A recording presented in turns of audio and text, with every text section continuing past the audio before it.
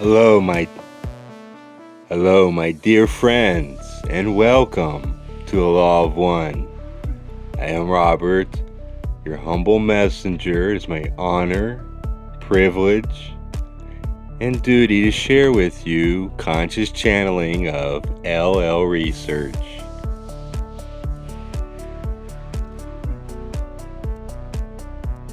Here is what I want to say. Here I want to say a word about seeing everyone we meet as a teacher. Those of QL say, there are teachers everywhere. The creation of the Creator teaches 1,000 lessons in a minute.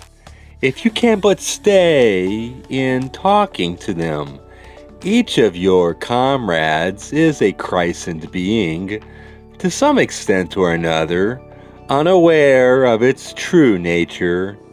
But as it holds its hand out to you, the Creator is holding its hand out to you. As it expresses friendship and love, so does the Creator. Each entity has, at its beck and call, as it were, teachers, friends, guides, and the force of light imbued with love that moves to support and inspire the entity through dreams, meditation, and the presenting of the appropriate person, book, program, or experience at the appropriate time within this process of learning. My friend Marty says, we are all teachers, student teachers. No, it is possible to learn more from a chance meeting with an unexpected stranger on the street who says one simple comment than from months or years sitting in a psychotherapist's office. There are a gazillion number of possibilities, probabilities at work in the learn, teach, learn dynamic. Who knows what speaker may give us the message that destiny wishes to waft our way. The devotion of student for guru too often fails. For each guru is also an egoic being, an error-filled person who is learning and making mistakes just as we are. We can easily become disillusioned in our guru when she or he disappoints us. For disappoint us teachers will at times.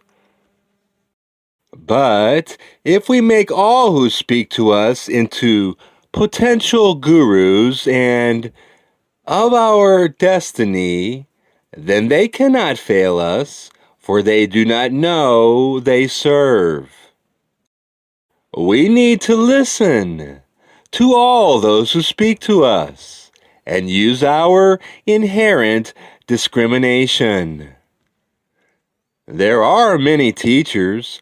There are as many teachers as there are entities and experiences, and each will teach with a certain voice, a style that will be unique to that teacher. Those words which have value to the student will find their way to the student's heart. This is why we always recommend that each student discriminate those words and concepts which we offer, and forget those that have no meaning, saving only those which ring of truth for that entity.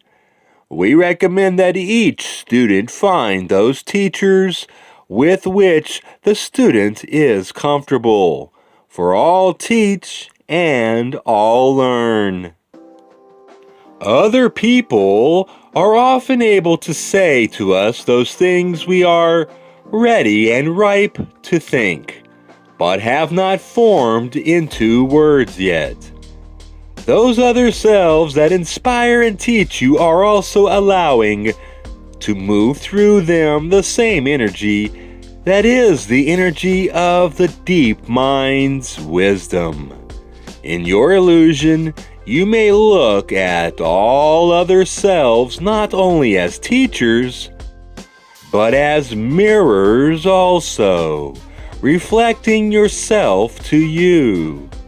Thusly, those things that inspire you in someone else equal those things that would inspire you from within if you were able to have access to the appropriate depth and location within the deeper mind.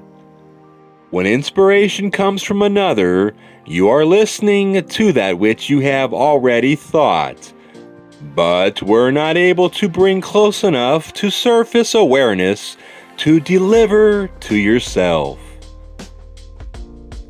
I feel that we have inner sources as guidance which are always ready to help smooth our paths.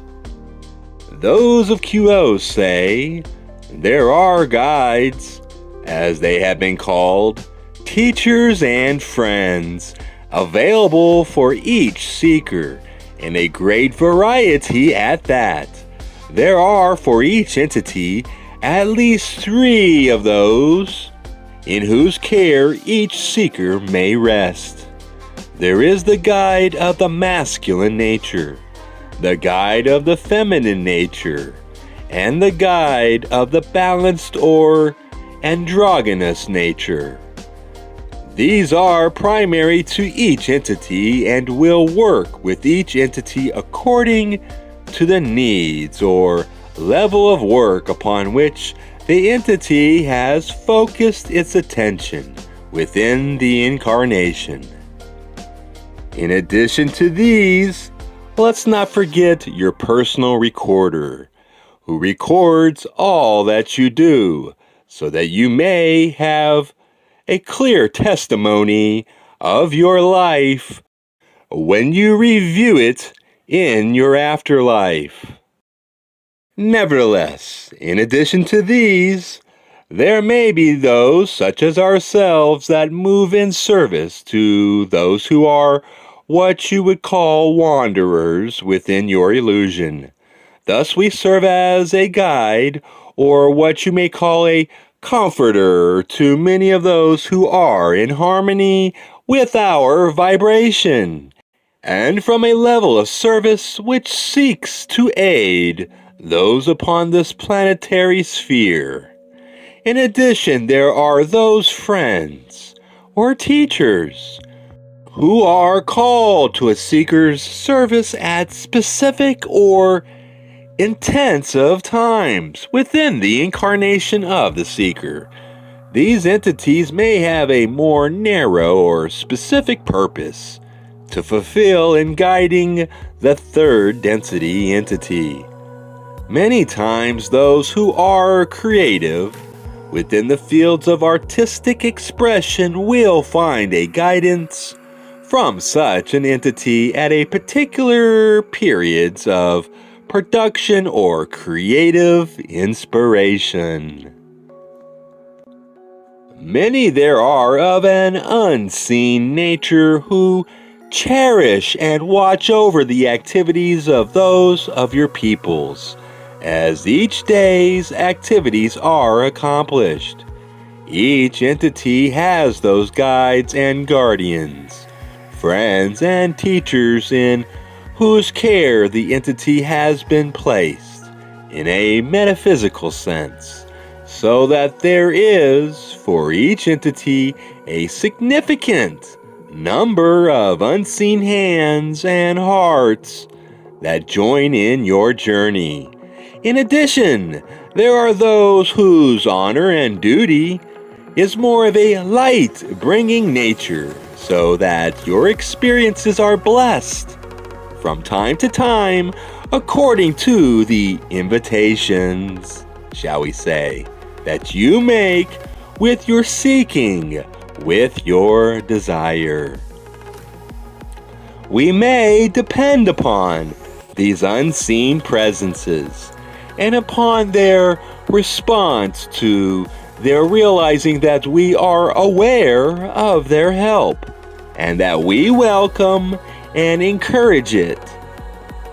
Listen to everything, for there are voices on the wind, and they will speak directly to us if we have the ears to hear.